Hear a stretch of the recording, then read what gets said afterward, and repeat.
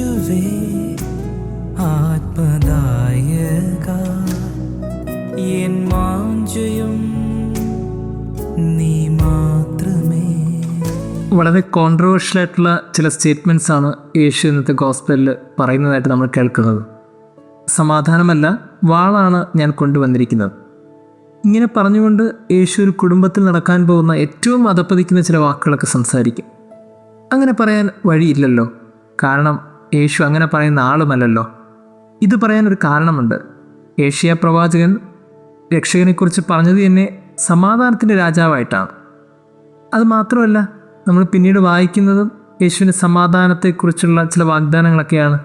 മത്തായി സുവിശേഷം 5-ാം അധ്യായം 9-ാം വാക്യത്തിൽ സമാധാനം സ്ഥാപിക്കുന്നവർക്കുള്ള സൗഭാഗ്യത്തിൻ്റെ കണക്കൊക്കെ യേശു പറയുന്നുണ്ടല്ലോ.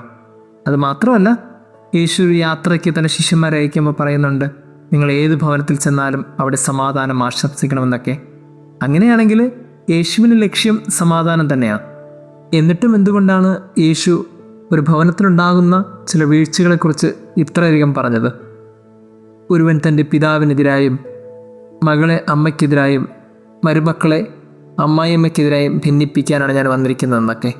ഇതൊക്കെ പറയുമ്പോൾ ഒരു കോൺട്രവേഴ്ഷ്യൽ സ്റ്റേറ്റ്മെൻറ്റായിട്ടൊക്കെ ചിലപ്പോൾ ഫീൽ ചെയ്യും. അങ്ങനെയാണെങ്കിൽ യേശു ഇത് പറഞ്ഞതിൻ്റെ ലക്ഷ്യം എന്താണ്? അതിനും പഴയ നിയമത്തിനൊരു ചരിത്രമുണ്ട്. മിക്ക പ്രവാചകൻ്റെ പുസ്തകത്തിലെ 7-ാം അധ്യായം 6-ാം വാക്യത്തിൽ നമ്മൾ വായിക്കുന്ന വചനഭാഗമാണത്. അന്നത്തെ ജനങ്ങൾ ധാർമ്മിക മൂല്യങ്ങളൊക്കെ വിട്ട് ജീവിച്ചപ്പോൾ അന്ന് മിക്ക പ്രവാചകൻ പറഞ്ഞത് അതേ വാക്കുകളാണ്.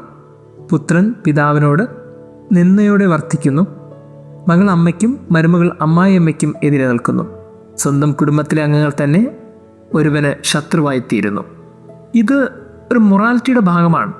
മോറൽ വാല്യൂസ് ഒരു ഫാമിലിയിൽ നശിക്കുമ്പോൾ ഉണ്ടാകുന്ന വീഴ്ചകളെക്കുറിച്ചാണ് അന്ന് മിക്ക പ്രവാചകൻ പറഞ്ഞത്. അതുതന്നെയാണ് യേശു ഇവിടെയും ഉപയോഗിക്കുന്നത്. ഒരു കുടുംബത്തിനകത്ത് ബന്ധങ്ങൾക്കിടയ്ക്ക് മോറൽ വാല്യൂസ് നഷ്ടപ്പെട്ടു പോകുമ്പോൾ ഇതേ വീഴ്ചകളുണ്ടാവും. അങ്ങനെ ഒരു മോറൽ വാല്യൂ നഷ്ടപ്പെടാതെ ഒരു കുടുംബത്തിനകത്തും ബന്ധങ്ങൾക്കിടയിലും ജീവിക്കണമെന്നതാണ് യേശുവിൻ്റെ ലക്ഷ്യം. അത് യേശു പറഞ്ഞുകൊണ്ടാണ് യേശു ആവർത്തിക്കുന്നത്. അങ്ങനെയാണെങ്കിൽ എവിടെയൊക്കെയാണോ മോറൽ വാല്യൂസ് നഷ്ടപ്പെടുന്നത് അവിടെയൊക്കെ ബന്ധങ്ങൾ തകരും, മനുഷ്യർക്കെതിരെ വെല്ലുവിളിക്കും. എന്നാൽ എവിടെയൊക്കെയാണോ മോറൽ വാല്യൂസ് കീപ്പ് ചെയ്യപ്പെടുന്നത് അവിടെ ഉണ്ടാകാൻ പോകുന്നത് പീസ്ഫുൾ ലൈഫാണ്, സമാധാനമാണ്. പ്രിയമുള്ളവരെ, യേശുവിൻ്റെ ലക്ഷ്യം ഒരു അധാർമിക ജീവിതം ജീവിക്കുന്നവരെ ധാർമ്മിക ജീവിതത്തിലേക്ക് കൊണ്ടുവരിക എന്നുള്ളതാണ്. ഈ സുവിശേഷ ഭാഗത്തിൻ്റെ കോണ്ടക്സ്റ്റിൽ നമുക്ക് മനസ്സിലാക്കാൻ കഴിയുന്ന ഒരൊറ്റ കാര്യമേ ഉള്ളൂ: പ്രശ്നങ്ങളും സംഘർഷങ്ങളൊക്കെ നമ്മൾ ക്രിയേറ്റ് ചെയ്യുന്നതാണ്. അങ്ങനെയാണെങ്കിൽ പീസ്ഫുൾ ലൈഫും നമ്മൾ ക്രിയേറ്റ് ചെയ്യുന്നതാണ്. നമ്മൾ നഷ്ടപ്പെടുത്തി കളയുന്ന വാല്യൂസാണ് നമുക്ക് ഒത്തിരി ബന്ധങ്ങളുടെ വീഴ്ചകളിലേക്ക് കൊണ്ടെത്തിക്കുന്നത്. ഒരിക്കലും നഷ്ടപ്പെടുത്താത്ത ചില വാല്യൂസ് ബന്ധങ്ങളിലും ജീവിതത്തിലൊക്കെ ഉണ്ടാകട്ടെ. അങ്ങനെയാണെങ്കിൽ തീർച്ചയായിട്ടും നമുക്ക് കിട്ടാൻ പോകുന്നത് സമാധാനത്തിൻ്റെ അടയാളമായിരിക്കും. ദൈവം നമ്മെ അനുഗ്രഹിക്കട്ടെ. ഞാൻ നിന്നിൽ ചേരുന്ന നാൾ എനിക്കേറ്റം ആനന്ദമേ. ഞാൻ നിന്നിൽ ചേരുന്ന നാൾ എനിക്കേറ്റം പ്രിയമുള്ളത്. അതിഘോരമാവേദനയിൻ നടുവിൽ തളരാതെന്നെ കാത്തതും നിൻ കരമേ. യേശുവേ പ്രാണനായക എന്നാഗ്രഹം നീ മാത്രമേ. യേശുവേ ആത്മദായക എൻ വാഞ്ചയും നീ മാത്രമേ. ഹല്ലേലൂയ യേശുവിന്, ഹല്ലേലൂയ രാജാവിന്, ഹല്ലേലൂയ യേശുവിന്, ഹല്ലേലൂയ രാജാവിന്. ഞാൻ നിന്നിൽ ചേരുന്ന നാൾ എനിക്കേറ്റം ആനന്ദമേ.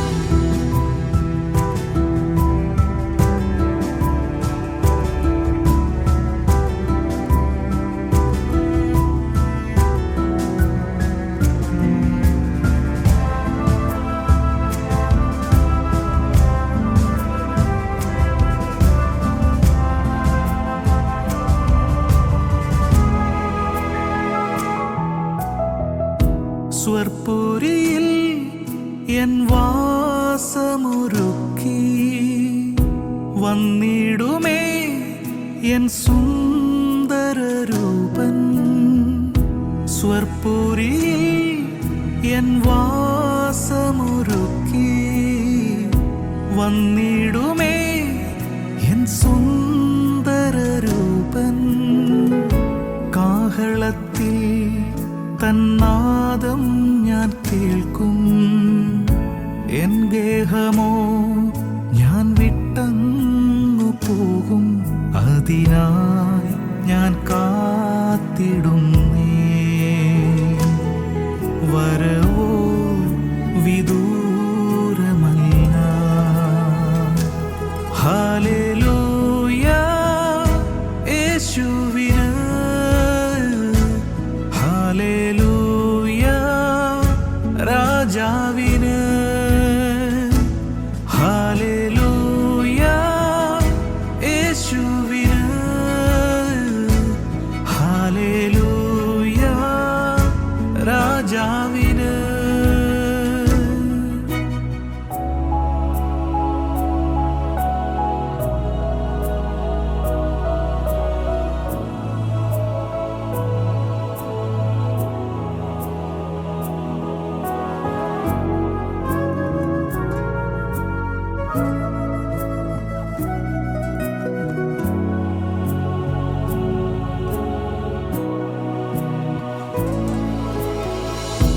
ഈ ലോകവേ ഞാൻ നേടിയതെല്ലാം പോയി മറയും ഈ കാലത്തിനൊപ്പം.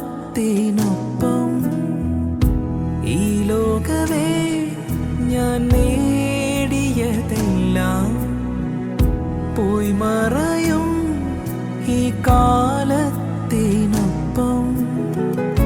ശാശ്വതമായ സമ്പത്തൊന്നുണ്ടേ, അക്ഷയനാകും യേശുവുമൊത്ത് വസിക്കും യുഗായുഗമാ. മഹത്വം എന്നേശുവിന്. ഹല്ലേലൂയ യേശുവിന്.